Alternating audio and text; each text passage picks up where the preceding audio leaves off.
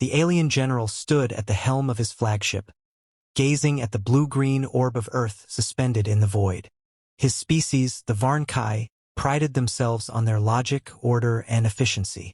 They had subdued countless worlds without resistance, imposing galactic peace through sheer precision and technological superiority.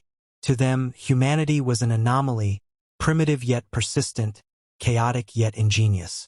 The general's orders were clear: observe, assess, and, if necessary, eliminate the threat Earth posed. Humanity's penchant for violence made them unpredictable, a liability in the galactic order.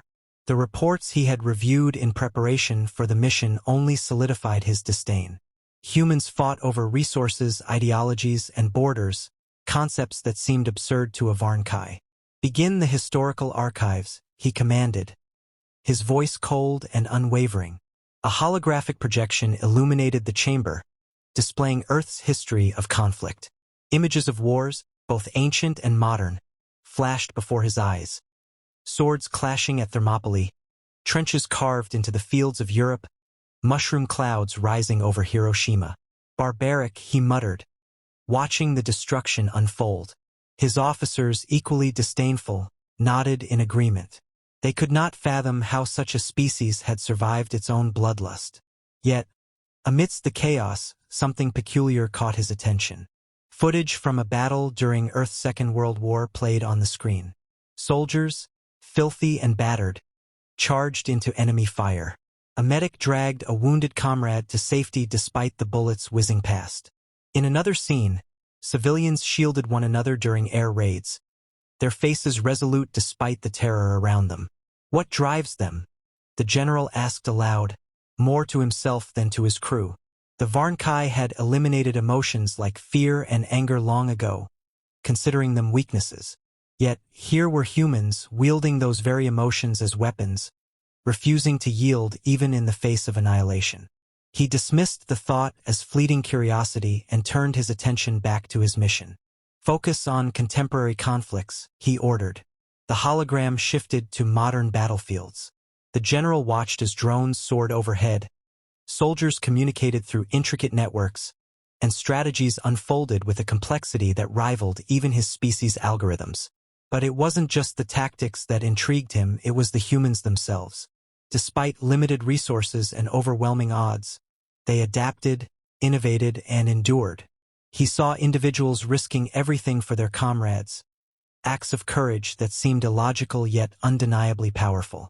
"Primitive savages," one of his officers scoffed. The general did not respond. For the first time in his long career, doubt crept into his mind. Were they savages? Or was there something deeper, something his own kind had lost in their pursuit of perfection? As the hologram faded, the general leaned back in his command chair, his gaze fixed on Earth. He couldn't shake the feeling that he was missing something fundamental, something uniquely human. And for reasons he couldn't yet articulate, he felt compelled to find out. The general's focus shifted from historical records to real-time observation of Earth's battlefields. Through the advanced surveillance systems aboard his flagship, he watched conflicts unfold across the globe. With every passing moment, his perception of humanity grew more complex. At first, he saw what he expected: chaos and destruction. Cities reduced to rubble, soldiers charging into gunfire, civilians fleeing in terror. Yet, within that chaos, there was a strange kind of order, a rhythm to their movements that defied logic. Human armies fought not just with weapons but with ingenuity, adapting to changing circumstances faster than any species he had encountered. One scene caught his attention. A small group of soldiers was pinned down by enemy fire in a dense urban area. Outgunned and outnumbered, they should have retreated. But instead, they coordinated with a precision that seemed impossible for beings driven by emotion. One soldier provided cover fire while another flanked the enemy. A third soldier, injured but determined, dragged an injured civilian to safety. The general's officers dismissed it as reckless bravery, a hallmark of an undisciplined species. But he saw something more. These humans weren't just fighting to win. They were fighting for each other, for something greater than survival. That was a concept alien to the Varnkai, who viewed war as a cold calculation of resources and objectives. He turned his attention to another conflict, this one in a rural area. Guerrilla fighters, poorly equipped and vastly outmatched, waged a relentless campaign against a technologically superior force. They used the terrain to their advantage, setting traps and ambushes with an ingenuity that bordered on brilliance. It wasn't just their tactics that impressed him, it was their resolve. Even in the face of certain defeat, they refused to surrender. What drives them to such extremes? The general asked, though he didn't expect an answer. The Varnkai fought to preserve their empire, to expand their influence. But humans seemed to fight for ideals, for freedom, for the survival of their culture and values. It was an alien concept, one he found both perplexing and strangely admirable. He observed a moment of raw humanity in the midst of the chaos. A medic worked tirelessly to save lives in a makeshift hospital under bombardment. Civilians banded together to dig survivors out of the rubble of a collapsed building. There was a unity in their actions, a shared determination that transcended fear and despair. As the general watched, he began to question the very nature of war. To the Varnkai, it was a means to an end, a tool of control. But to humans, war seemed to be a crucible, a test of their resilience and spirit. They didn't just endure, they thrived in adversity, finding strength in their connections to one another. For the first time, the general felt something he couldn't name, a flicker of admiration for a species he had once dismissed as barbaric. The more he observed, the more he realized that humanity's greatest strength wasn't their technology or tactics. It was their indomitable will. The general stood in the silent observation chamber, the weight of what he had witnessed pressing heavily on him. His mission had been clear: observe humanity, identify their threat potential, and prepare for intervention. Yet now, clarity was slipping away. The more he watched, the more he felt drawn to these chaotic beings. Their wars, though brutal, were not senseless. They were expressions of their struggle, their will to persist against forces far greater than themselves. The general's mind wrestled with contradictions. By Varnkai standards, humanity was inefficient, reckless, and flawed. Yet these same flaws seemed to fuel their resilience. Where his own people had perfected their existence to the point of sterility, humans embraced their imperfections, using them as a foundation for growth. It was a dynamic the Varnkai had long abandoned in favor of cold logic and order.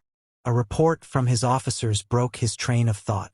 They had identified vulnerabilities in Earth's defenses, a strategic plan already forming. His species would strike with precision, ensuring minimal resistance and swift conquest. The general stared at the data, but instead of pride in their calculated efficiency, he felt unease. For the first time in his career, he questioned the purpose of his orders. Why destroy what they could not understand? Humanity was unpredictable, yes, but they were also extraordinary. The general had seen it firsthand. The courage, the creativity, the refusal to yield even in the darkest moments. These were not the traits of a species to be extinguished. They were the traits of something exceptional, something worth preserving. The unease grew into resolve. He would not follow through with the mission. It was not an easy decision. The Varnkai valued loyalty above all else, and defiance meant exile, perhaps even death. But as he watched a live feed of humans rebuilding a village devastated by war, their faces etched with determination and hope, the general knew he could not be the one to extinguish that light. He summoned his officers and declared his resignation. Their shock was palpable. Defying orders was unthinkable among the Varnkai, and they struggled to understand his reasoning. But he offered no explanations, only the quiet command to disable their weapon systems. The officers hesitated, but the authority in his voice left no room for dissent. With the fleet rendered harmless, the general prepared to leave. He sent a final message to his superiors, stating his intent. There was no plea for understanding, no attempt to justify his actions. He knew they would see it as betrayal, and he accepted the consequences. As his personal vessel descended through Earth's atmosphere, the general felt a strange mix of fear and anticipation. He had left behind everything he knew, everything that had defined him, for a chance to understand a species he had once dismissed as primitive. His purpose was no longer conquest or control, it was discovery. The ship touched down in a secluded area, and the general stepped onto Earth for the first time. The air was raw, the sounds unfamiliar. Yet there was something invigorating about it, something that filled him with a sense of possibility. He had made his choice, and for the first time in his life it felt like the right one. The general adopted a human guise, his advanced technology allowing him to blend seamlessly into their world. He chose a modest life in a small town, far from the chaos of war he had once observed. Humanity, in all its complexity, was best understood not from battlefields but from the simplicity of everyday life. It was here, among ordinary people, that he began to see the essence of what made them unique. He worked as a teacher, sharing knowledge in a quiet classroom filled with eager young minds. The children fascinated him with their insatiable curiosity, their ability to question everything and accept nothing at face value. This was a trait alien to his own kind, who viewed questioning as unnecessary once answers had been established. Yet for humans, questions were a gateway to growth, innovation, and understanding. Outside the classroom, the general immersed himself in the community. He witnessed small but profound acts of kindness. Neighbors helping each other, strangers sharing what little they had, people coming together during difficult times. It was a stark contrast to the rigid hierarchy of the Varnkai, where interactions were transactional and devoid of emotion. Here, connections were messy, uncalculated, but deeply meaningful.